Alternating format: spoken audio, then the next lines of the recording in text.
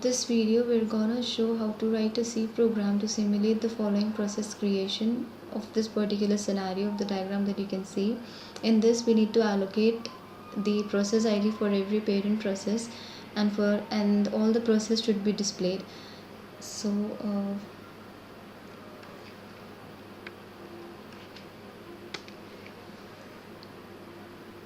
now what we have done here, we have mentioned the header files and we have created the ID for each process.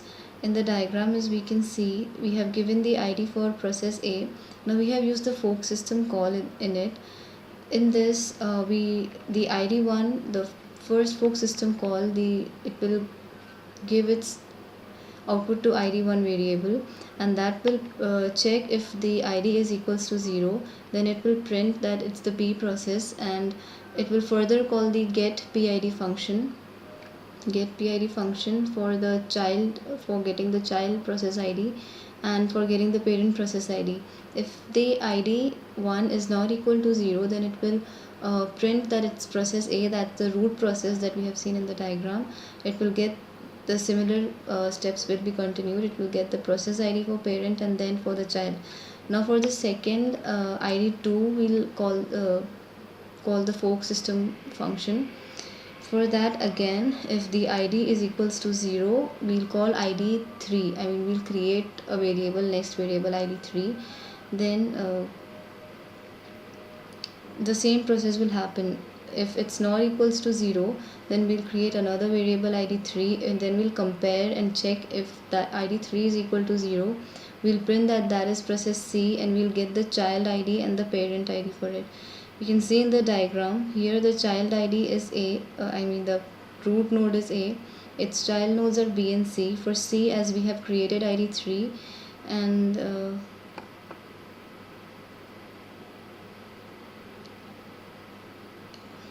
id3, and if it's equal to 0, it will print the process id of the C child according to this diagram. Now I'll create another process id4. I'll call the fork system call, and I'll again check if the process id is equals to 0.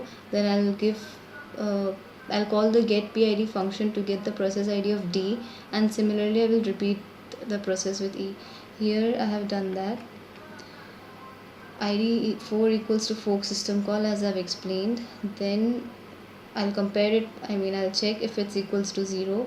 I'll mention it as the D process, and then I'll get its particular child process ID and the parent PID, which is the C process. Now we'll execute it.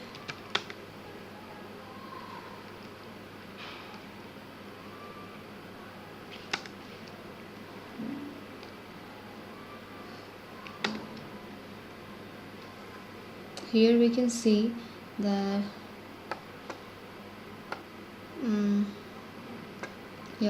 the ID value that I have calculated for A, the root node, it's 6173, and it's stating that it's the A process.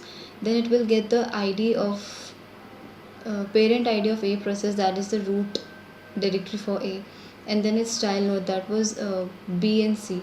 Now if further as you remember, I've mentioned in the program, if the id2 is equal to 0, it's the process B, so here it's executing exactly.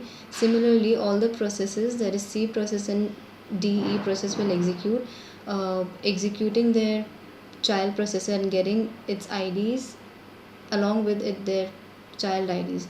So this was all for this experiment. Thank you.